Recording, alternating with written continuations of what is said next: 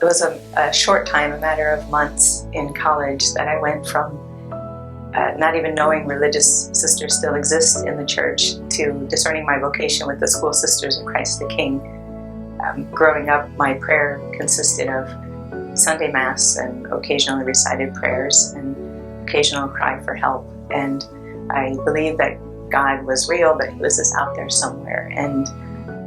But God, in His mercy, had His ways of drawing my heart and showing Himself close, and even through just attracting me through one time an altar call at my Protestant friend's church. And just moments like those began to open my heart. I think those are the graces that bore fruit much later in my life, to open my heart to His closeness and His lovableness and His great love for me. And so my third year in college, that was still my prayer life, and I was feeling a lot of anxiety and restlessness, and what am I going to do with my life? And it seemed like whatever I chose after a while would get boring, and I just was, what do I do with my life, and how do I live? And as Lent approached, I really wanted to make this a more meaningful Lent. I didn't know how, but I remembered a coworker the year before had gone to daily Mass and read the Bible every day during Lent. I thought, well, that's a good start, so I'll do that.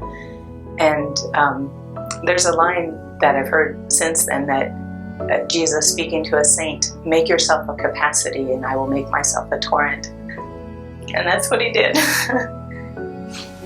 And that's what He did in my life, and really began to bear fruit during that Lent, as seeing the witness of a priest. And in his homily, I just all of a sudden became aware, wow, he really loves God, and he really wants us to love God too. And I wanted to get to know this God who's so lovable.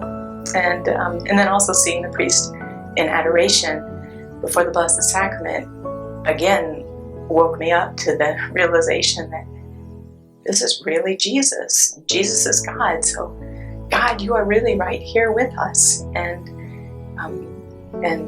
in those moments, He began to reveal Himself as real, loving, lovable, and drawing my heart to Him. And then I began to learn about religious life and met sisters, and I had the joy of attending a perpetual profession. And at the end, the bishop looked out at the congregation and said, I'm sure that on an occasion such as this, God will use it to draw some of you young women out there to religious life. And I just wanted to shout out, yes, here I am, pick me. And I think He's calling me, and in fact He was. And so now, after 30 years of vowed life, He continues to reveal Himself more and more, and draw me closer to Him, and make me more and more desirous and aware of being totally, utterly His.